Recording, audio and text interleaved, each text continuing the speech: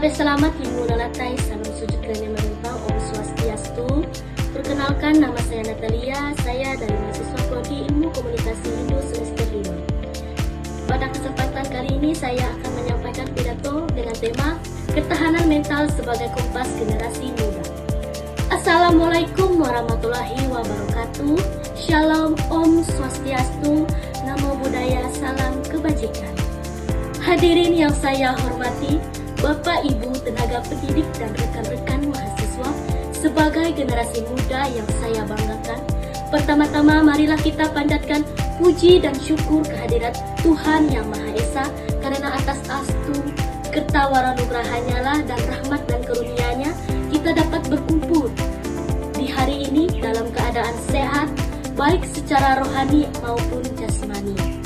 Saya juga mengucapkan terima kasih atas hadirin Bapak Ibu pada saat ini, yang dimana kita saat ini seringkali merayakan gelar dan IPK, tetapi jarang merayakan ketahanan jiwa yang kita butuhkan untuk meraihnya. Dalam perlombaan hidup ini, kita harus bertanya, apakah mental kita harus sekuat ambisi kita? Sebagai sesama mahasiswa, saya sangat memahami betul hiruk-pikuk tuntutan akademik, ekspektasi sosial, dan tekanan finansial. Kita semua pernah merasakan seperti apa berlayar di tengah badai. Oleh karena itu, saya merasa bertanggung jawab untuk mengangkat bahwa pentingnya ketahanan suatu mental sebagai fondasi utama dalam perjalanan studi kita. Mengapa hal demikian? Karena telah banyak kasus-kasus mahasiswa melakukan tindakan bunuh diri disebabkan oleh gangguan mental. Hal ini menjadi pusat perhatian kita terhadap kaum muda, khususnya generasi muda, agar tidak terjadi hal yang demikian kepada kaum muda. Saya mengangkat topik ini karena bertujuan untuk menguraikan mengapa ketahanan mental atau mental resilience adalah keterampilan hidup yang paling penting fundamental bagi kaum mahasiswa, serta menyerukan upaya yang kolektif untuk membangun lingkungan kampus dan suportif dan solidaritas. Di era kompetisi yang sangat sengit ini, mahasiswa menghadapi beban ganda, yaitu tuntutan menyelesaikan studi dengan predikat terbaik dan tekanan untuk segera beradaptasi dengan dunia kerja yang sangat dinamis ini.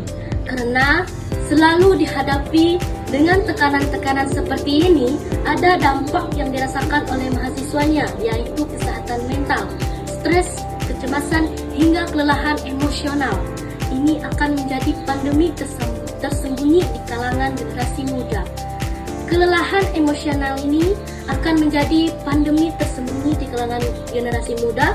Kenapa banyak laporan kesehatan mental yang menunjukkan peningkatan signifikan kasus tekanan psikologi pada usia muda.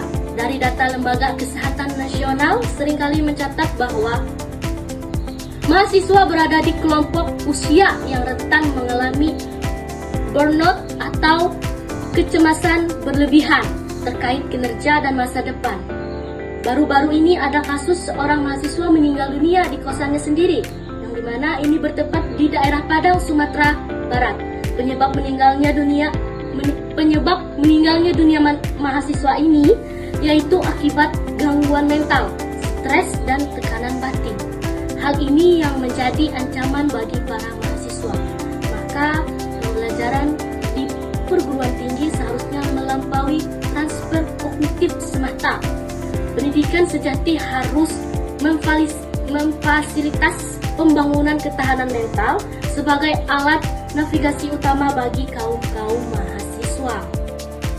Saya mengangkat topik ini karena diperkuat adanya dukungan dari teori kognitif sosial dari Bandaro, yang dimana ini menekankan peran self-efficacy atau keyakinan diri dalam mengatasi tantangan, yang dimana menyatakan bahwa ketahanan mental mencegah burnout dan kegagalan akademik, yang membuat seseorang mampu bangkit dari kemunduran tanpa terperosok dalam keputusasaan. Terkait dengan ketahanan mental, ada beberapa oknum beranggapan dan menganggap remeh tentang permasalahan gangguan mental yang mengatakan bahwa mahasiswa itu harus kuat. Mengeluh masalah mental hanya untuk orang yang lemah, atau itu hanya masalah generasi yang manja. Pandangan tersebut sungguhlah sangat keliru dan berbahaya. Mengabaikan kesehatan mental adalah tindakan yang tidak baik.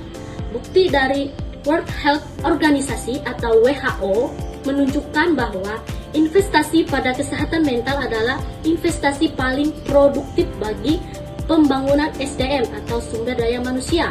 Oleh karena itu, kita perlu menciptakan budaya di mana bantuan profesional atau konseling dianggap sebagai tanda kecerdasan, bukan kelemahan. Kita buka ruang dengar dan bukan ruang penghakiman. Rekan-rekan mahasiswa, ingatlah bahwa keberhasilan studi Anda tidak hanya diukur oleh kertas transkrip, melainkan seberapa tangguh jiwa Anda setelah badai itu berlalu. Pesan yang dapat saya sampaikan, marilah kita jadikan perjalanan akademik ini sebagai ruang ketahanan jiwa. Berilah diri sendiri untuk beristirahat. Berilah diri sendiri untuk meminta tolong. Saya ingin kita sama-sama rawat kesehatan mental kita sebagaimana kita merawat fisik kita. Percayalah, saat nanti kita melangkah keluar dari gerbang kampus yang akan membuat kita menjadi pimpinan atau menjadi pemimpin yang hebat bukanlah gelar, melainkan hati yang kokoh, pikiran jernih, dan jiwa yang tidak pernah menyerah dalam sebuah kesulitan. Terima kasih atas waktu dan perhatian rekan-rekan mahasiswa, tenaga pendidik, dan Bapak Ibu guru yang berkenan hadir pada kesempatan ini.